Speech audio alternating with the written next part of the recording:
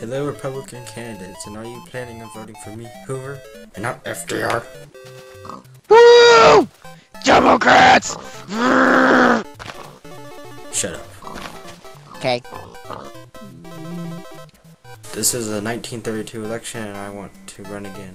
What exactly did I accomplish? Well, I got a dam named after me, so that's good enough. I also let the stock market crash. And I have 2 citizens I found that will say something good about me. Hi, I'm Lucy Goldberg, and I say that Hoover is a good president because he made the Agricultural Marketing Act. Wait, who are you again? Hoover?